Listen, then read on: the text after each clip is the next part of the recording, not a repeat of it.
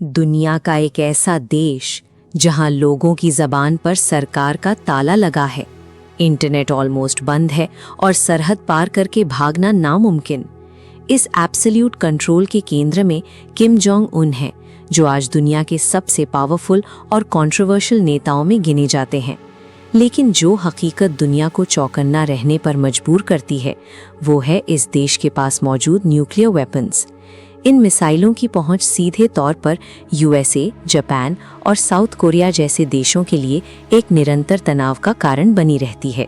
सवाल ये है कि क्या नॉर्थ कोरिया सच में दुनिया को खत्म करने की ताकत रखने वाला कोई गंभीर खतरा है, या फिर हम सिर्फ एक सोचे समझे डर का साया देख रहे हैं।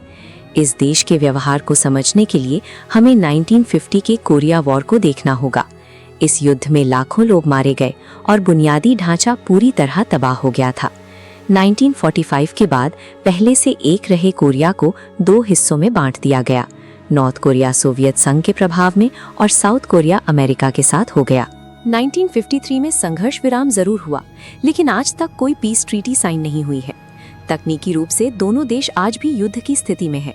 यही वजह है कि आज भी दोनों देशों के बीच ये बेहद संवेदनशील और दुनिया की सबसे मजबूत सरहद खड़ी है। युद्ध का ये अधूरा होना ही सरकार को नागरिकों पर मिलिट्री फर्स्ट पॉलिसी थोपने और हर संसाधन को सेना की ओर मोड़ने का बहाना देता है। इस माहौल में सरकार ने तमाम लोकतांत्रिक अधिकारों को खत्म कर दिया है। यहाँ किसी भी असहमति को सीधे तौर पर देशद्रोह की श्रेणी में रखा जाता है। ये सिस्टम गणतंत्र नहीं बल्कि एक वंशवाद की तरह काम करता है। किम इल सुंग से लेकर किम जोंग उन तक किम परिवार पिछले 3 पीढ़ियों से सत्ता पर काबिज है। स्कूलों और सरकारी मीडिया के जरिए इन नेताओं की छवि किसी भगवान जैसी बनाई जाती है। लोगों को बचपन से ही ये सिखाया जाता है कि केवल उनके सुप्रीम लीडर ही देश की रक्षा कर सकते हैं। आम नागरिकों के लिए सूचनाओं के रास्ते बंद हैं। विदेशी फिल्में देखना मना है, खबरें पूरी तरह नियंत्रित हैं और यहाँ तक कि एक शहर से दूसरे शहर जाने के लिए भी सरकारी इजाज़त ज़रूरी है। कलेक्टिव पनिशमेंट का सहारा लिया जाता है, जहाँ एक व्यक्ति की कथित गलती की सज़ा उसके पूरे परिवार को भुगतनी पड़ती है।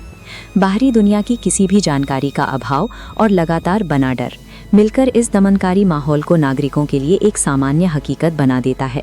राजधानी प्योंगयांग की चमक धमक वाली ऊंची इमारतों को देखकर ऐसा लगता है जैसे देश बेहद मजबूत और आधुनिक है, लेकिन ये तस्वीर केवल बाहरी दुनिया को दिखाने के लिए बनाई गई है।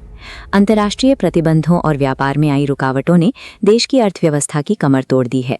उद्योग धंधे और जरूरी सप्लाई चेन लगभग पूरी तरह ठप पड़ चुकी है। इस आर्थिक विफलता का सीधा असर आम लोगों पर पड़ा है। देश में अक्सर भोजन की भारी कमी और भुखमरी की खबरें आती हैं, जिन्हें सरकार अपनी सीमा के भीतर ही पूरी तरह दबा कर रखती है। ये विशाल सैन्य परेड और शक्ति प्रदर्शन असल में एक स्मोक स्क्रीन है, जिसका इस्तेमाल आर्थिक कमजोरी को दुनिया की नजरों से ओझल रखने के लिए किया जाता है। ये भारी भरकम सेना और आक्रामक बयानबाजी किसी साम्राज्य विस्तार के लिए नहीं, बल्कि एक कमजोर देश को संभालने की हताशा को दर्शाती है। तो क्या आर्थिक रूप से इतना कमजोर देश वाकई वैश्विक शांति के लिए खतरा हो सकता है? नॉर्थ कोरिया जानता है कि वो एक पारंपरिक युद्ध नहीं जीत पाएगा। ये परमाणु हथियार विदेशी ताकतों को हमले से रोकने और सत्ता के अस्तित्व को बचाने का एक साधन मात्र है। मिसाइल परीक्षणों के जरिए तनाव पैदा करना उनकी एक रणनीति है, जिससे वे बड़ी वैश्विक ताकतों को बातचीत की मेज पर आने और अपनी बात सुनने के लिए मजबूर करते हैं। सबसे बड़ी चिंता एक ऐसी अस्थिर तानाशाही को लेकर है, जिसके पास तबाही मचाने वाले हथियार हैं और जिसका सारा ध्यान सिर्फ अपने वजूद को बचाने पर टिका है।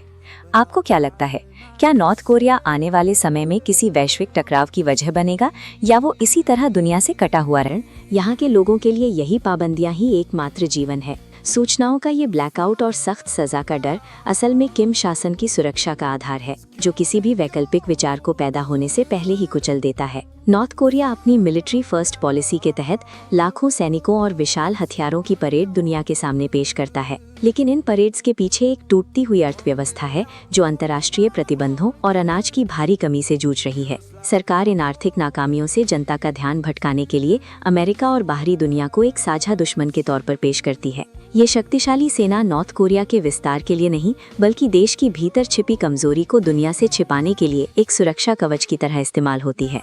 इन मिसाइलों के पास दुनिया के किसी भी शहर को तबाह करने की ताकत है, और यही नॉर्थ कोरिया का सबसे बड़ा दांव है।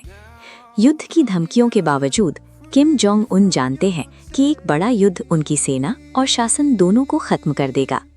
परमाणु हथियार असल में एक जियोपॉलिटिकल सौदेबाजी का हिस्सा है, जिनका इस्तेमाल अमेरिका और उसके सहयोगियों को बातचीत की मेज पर लाने और शासन के अस्तित्व को स्वीकार करने के लिए किया जाता है।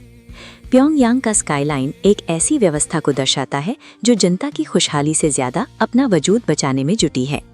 क्या किम जोंग उन की ये खतरनाक रणनीति किसी वैश्विक संघर्ष की चिंगारी बनेगी, या फिर नॉर्थ कोरिया दुनिया के नक्शे पर एक खामोश पहेली बनकर ही रह जाएगा?